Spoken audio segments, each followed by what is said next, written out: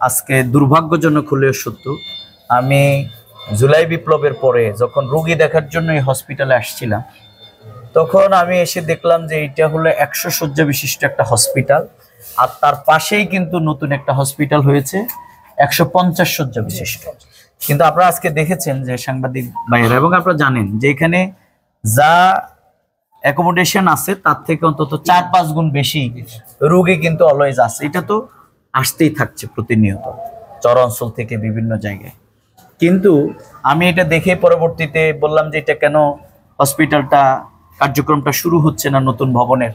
তখন জানতে পারলাম যে এখানে অনেকগুলো সমস্যা, অর্থাৎ কেউ এখানে কাজ অর্ধেক করে পালিয়ে গেছে, টাকা বিভিন্ন ধরনের দুর্নীতি হয়েছে, এগুলোর কারণে আমি সোজা তখন চলে গেলাম মন্ত্রণালয়ে গিয়ে যখন আমি মন্ত্রণালয়কে বললাম যে লক্ষ্মীপুরে এরকম একটা বিরাট আমাদের নতুন ভবন তৈরি হয়েছে, অথচ মানুষ মানবতর জীবনযাপন করছে।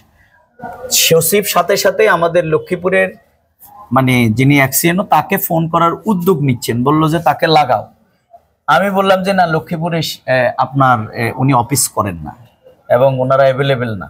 সাথে সাথেই উনি কুমিল্লাকে লাগালেন এবং সেখানে তাদেরকে নির্দেশ করলেন যে খুব অনতিবিলম্বে যাতে এই ভবনের কার্যক্রম শুরু করবার জন্য সর্বশেষ যে অর্থ সেটার ব্যাপারে যেন ওনারা উদ্যোগ গ্রহণ করেন।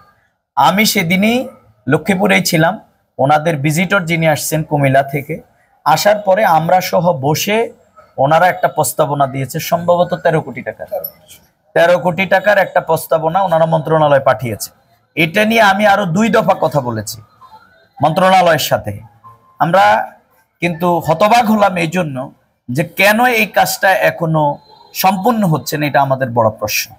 এই জন্য আমি আজকের লক্ষ্মীপুরের যে মানুষের মৌলিক অধিকার এখানে ভুলুণ্ঠিত হচ্ছে, আমাদের যারা এখানে কর্তব্যরত ডাক্তার আছেন তারা খুব হিমশিম খাচ্ছে, ফ্লোরে ফ্লোরে রোগী আজকে তাদের মানবতর জীবনযাপন করছে।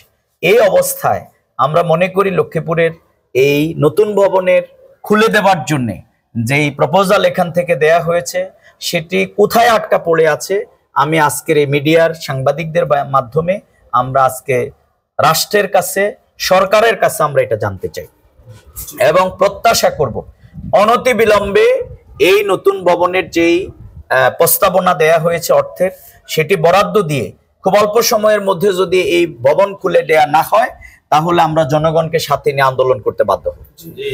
তখন কিন্তু আমরা অফিস ঘেরাও করব, কারণ এগুলো আমলাতান্ত্রিক জটিলতার কারণে জনগণ কষ্টে থাকবে, আমরা এটা হতে চাই না, নাকি বলেন?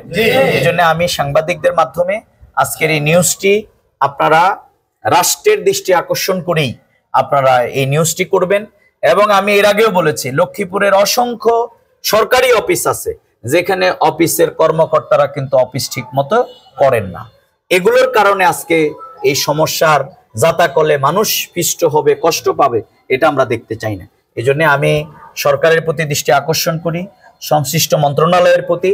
এবং আমাদের সমাজে একটা কথা খুব প্রচলিত, আমলাতান্ত্রিক জটিলতা, অর্থাৎ এক মন্ত্রণালয় দেখি যে 2টি মন্ত্রণালয় একসাথেই, কিন্তু এই মন্ত্রণালয় আরেক মন্ত্রণালয়কে চিঠি লেখে, সেই চিঠিটা পাশের রুমে পৌঁছতে 1.5 মাস যায়, 1 মাস যায়। এটাকে বলে আমলাতান্ত্রিক জটিলতা। একটা অফিসের ফাইল আরেকটা অফিসে যেতে অনেক সময় লেগে যায়, অথচ এটা দিতে 2 মিনিট সময় লাগে। এই আমলাতান্ত্রিক জটিলতার কবলে রাষ্ট্রকে ফেলে দিয়ে প্রশাসনে যারা সুযোগ সন্ধানী এবং সুবিধাভোগী, আমরা তাদেরকে সতর্ক করতে চাই। যারা বিগত দিনে ফ্যাসিবাদী কার্যক্রম করে দুর্নীতি করে এখান থেকে পালিয়েছে, আমরা তাদের সেই অপরাধের দায়ভার জনগণ কখনো বহন করতে পারে না। এই জন্য আমরা লক্ষ্মীপুরের আজকের স্বাস্থ্যসেবার যে দুরবস্থা, আমি আবারও মন্ত্রণালয়ের দৃষ্টি আকর্ষণ করছি এবং আমি ইনশাল্লাহ লক্ষ্মীপুর থেকে গিয়েই আবার মন্ত্রণালয়ে এই ব্যাপারে আমি কথা বলবো এবং ওনাদের থেকে এটা খুব অল্প সময়ে যাতে হয় সে ব্যাপারে আমরা ভূমিকা রাখবো ইনশাল্লাহ। আজকে নতুন আরেকটা খবর পেলাম যে এখানে আমাদের এই বিরাট হসপিটালে ডাক্তারের যেই থাকার কথা ছিল, 9 জন ডাক্তার এখানে নেই। তার মানে হচ্ছে সার্জারি গুরুত্বপূর্ণ ডাক্তারও নেই।